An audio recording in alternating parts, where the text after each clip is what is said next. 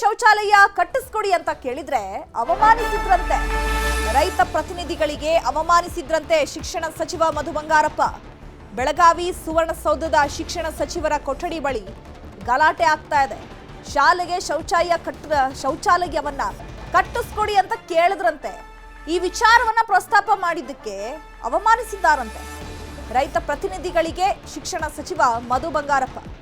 ಶಾಲೆಗೆ ಶೌಚಾಲಯ ಕಟ್ಟಿಸ್ಕೊಡಿ ಅಂತ ಕೇಳಿದ್ರಂತೆ. ಹೌದು, ಶಾಲೆಗೆ ಮೂಲಭೂತ ಸೌಕರ್ಯ ಏನು ಬೇಕು ಅದನ್ನ ಒದಗಿಸಿಕೊಡುವಂಥದ್ದು ಶಿಕ್ಷಣ ಸಚಿವರ ಕೆಲಸ. ಸೊ ಹಾಗಾಗಿ ಜನಪ್ರತಿನಿಧಿಗಳು ಈ ಕೆಲಸವನ್ನ ಮಾಡಿಕೊಡ್ಬೇಕು. ರೈತ ಪ್ರತಿನಿಧಿಗಳು ಶಾಲೆಗೆ ಶೌಚಾಲಯ ಕಟ್ಟಿಸ್ಕೊಡಿ ಅಂತ ಹೇಳಿದಕ್ಕೆ ಅವಮಾನ ಮಾಡಿದ್ರಂತೆ. ಬಟ್ ಇನ್ಯಾರನ್ನು ಕೇಳಬೇಕಂತೆ ಮತ್ತೆ? ಬೆಳಗಾವಿ ತಾಲೂಕಿನೊಳಗೆ ಪ್ರಾಥಮಿಕ ಶಾಲೆ ಒಳಗೆ ಇವತ್ತಿಗೂ ಹುಡುಗರಿಗೆ ಟಾಯ್ಲೆಟ್ ಇಲ್ಲ ಅಂತ ಟಾಯ್ಲೆಟ್ನ ಶಿಕ್ಷಣ ಸಚಿವರಿಗೆ ಇವತ್ತು ನಾನು ಹೇಳ್ತಾ ಇದ್ದೇವೆ. ಸಮಸ್ಯೆ ಅವರು ರೈತ ಸಂಘದ ಮೇಲೆ ನಮ್ಮ ಮೇಲೆ ಹಲ್ಲೆ ಮಾಡ್ತಿದ್ದಾರೆ. ಅವ್ರ ಮೇಲೆ ಶಿಕ್ಷಣ ಸಚಿವರೇ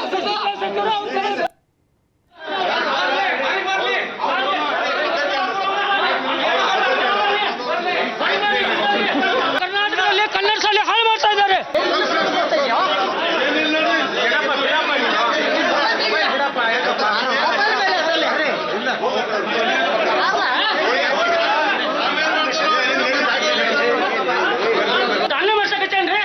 ಅವ್ರು ಶಿಕ್ಷಣ ಸಚಿವ, ನಾವು ಉತ್ತರ ಕರ್ನಾಟಕ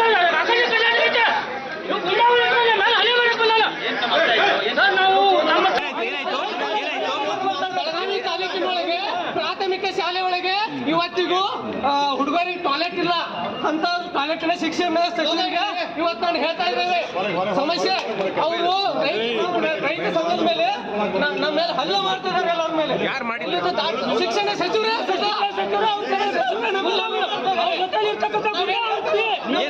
ಏನ್ ಮನವಿ ಕೊಡಕ್ ಬಂದಿದ್ರೆ?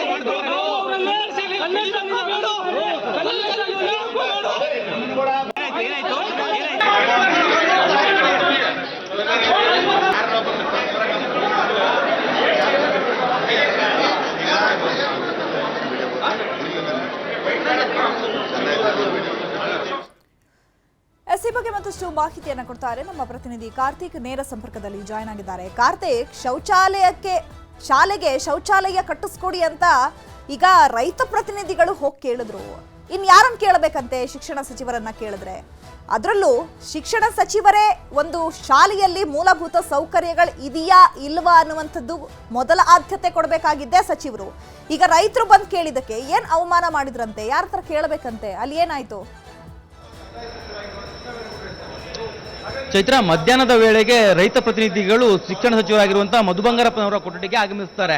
ಕೆಲವೊಂದಿಷ್ಟು ಬೆಳಗಾವಿ ಭಾಗದ ಶಾಲೆಗಳಲ್ಲಿ ಒಂದಿಷ್ಟು ಸಮಸ್ಯೆಗಳಿದ್ದಾವೆ. ಮೂಲಭೂತ ಸಮಸ್ಯೆಗಳಲ್ಲಿ ಇರ್ತಕ್ಕಂಥ ಕಾರಣಕ್ಕಾಗಿ ಅಲ್ಲಿ ಮೂಲಸೌಕರ್ಯಗಳನ್ನು ಅಭಿವೃದ್ಧಿಪಡಿಸಿ ಅನ್ನುವಂಥ ಒಂದು ಮನವಿಯನ್ನು ಇಟ್ಕೊಂಡು ಅವರು ಬಂದಿರ್ತಾರೆ. ಇಂಥ ಒಂದು ಸಂದರ್ಭದಲ್ಲಿ ಶಿಕ್ಷಣ ಸಚಿವರು ಮತ್ತು ರೈತರ ನಡುವೆ ವಾಕ್ಸಮರಗಳು ಕೂಡ ಆಗಿರ್ತಕ್ಕಂಥದ್ದು. ಕೊಠಡಿಯ ಹೊರಭಾಗಕ್ಕೆ ಅವರನ್ನ ತಬ್ಬಿದ್ರು ಶಿಕ್ಷಣ ಸಚಿವರ ಒಂದು ಸಿಬ್ಬಂದಿಗಳು ಅನ್ನುವಂಥ ಆರೋಪವನ್ನು ನೇರವಾಗಿ ರೈತರು ಮಾಡ್ತಾ ಇರ್ತಕ್ಕಂಥದ್ದು. ಈಗಾಗಲೇ ರೈತರು ಹೇಳ್ತಿರ್ತಕ್ಕಂಥ ಒಂದು ಆರೋಪ ಏನಪ್ಪಾ ಅಂತಂದ್ರೆ, ಈ ಒಂದು ಕೊಠಡಿಯನ್ನು ಕೇಳೋದಕ್ಕೆ ಜೊತೆಗೆ ಅಲ್ಲಿರ್ತಕ್ಕಂಥ ಶೌಚಾಲಯಗಳು ಜೊತೆಗೆ ಕೆಲವೊಂದಿಷ್ಟು ಬೆಳಗಾವಿಯ ಗಡಿಭಾಗದ ಶಾಲೆಗಳನ್ನ ಮುಚ್ಚುವಂತ ಒಂದು ಸ್ಥಿತಿಯಲ್ಲಿದೆ. ಅದೆಲ್ಲವನ್ನು ಕೂಡ ಸಮಸ್ಯೆಯನ್ನು ಬಗೆಹರಿಸಿ ಅನ್ನುವಂಥ ಒಂದು ಮನವಿನ ಇಟ್ಕೊಂಡು ನಾವು ಹೋಗಿದ್ವಿ. ಆದರೆ ಅಂತ ಒಂದು ಸಂದರ್ಭದಲ್ಲಿ ಶಿಕ್ಷಣ ಸಚಿವರು ನಮಗೆ ಸರಿಯಾಗಿ ಸ್ಪಂದನೆಯನ್ನು ಮಾಡಿಲ್ಲ. ಬದಲಾಗಿ ಏಕವಚನದಲ್ಲಿ ಮಾತನಾಡಿದ್ರು, ಬೇರೆ ಬೇರೆ ರೀತಿಯಾಗಿ ಮಾತನಾಡಿದ್ರು. ಜೊತೆಗೆ ನಾವು ಕೂಡ ಅವರನ್ನ ಪ್ರಶ್ನೆ ಮಾಡಿದಂಥ ಸಂದರ್ಭದಲ್ಲಿ ಅವರ ಸಿಬ್ಬಂದಿಗಳು ನಮ್ಮನ್ನ ಅಂದ್ರೆ ಮ್ಯಾನ್ ಹ್ಯಾಂಡ್ಲಿಂಗ್ ಮಾಡಿದ್ರು ಅನ್ನುವಂಥ ರೀತಿಯಲ್ಲಿ ಆರೋಪವನ್ನು ಕೂಡ ಮಾಡ್ತಾ ಇರ್ತಕ್ಕಂಥದ್ದು. ಪ್ರಮುಖವಾಗಿ ಇಲ್ಲಿ ನಾವು ಗಮನಿಸಬೇಕು, ಶಿಕ್ಷಣ ಸಚಿವರು ಇವೆಲ್ಲ ಸಮಸ್ಯೆಗಳನ್ನ ಖುದ್ದಾಗಿ ಬಗೆಹರಿಸಬೇಕಿತ್ತು.